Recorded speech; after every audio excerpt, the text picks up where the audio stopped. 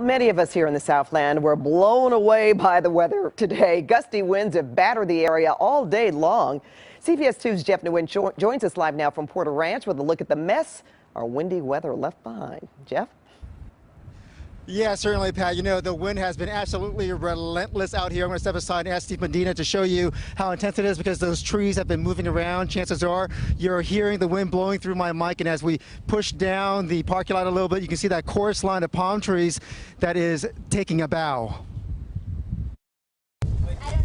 It's been quite a balancing act for the cheerleaders at Granada Hills Charter High School.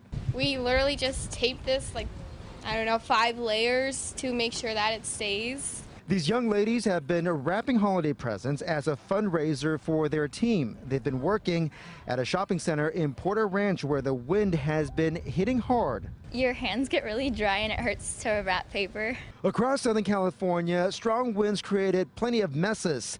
In Chatsworth, a tree fell onto a transformer, which knocked out power in the area for a while.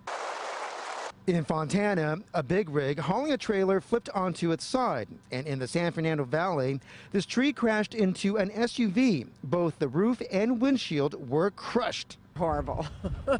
I'm supposed to go to the beauty shop and I'm canceling. A wind advisory was issued for the 118 and 14 freeways. Oh my God, it's so cold. I can't believe how windy it is out here. Back in Porter Ranch, this cheer squad told us Best Buy was nice enough to let them inside for a while when things got too rough.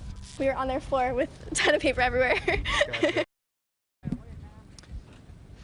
And we want to give you one more live look at those palm fronds that are bending at nearly a 90-degree angle right now. We reached out to Southern California Edison, and they tell us despite all of the wind across Southern California today, there were no major power outages for now. Let's hand it back to you.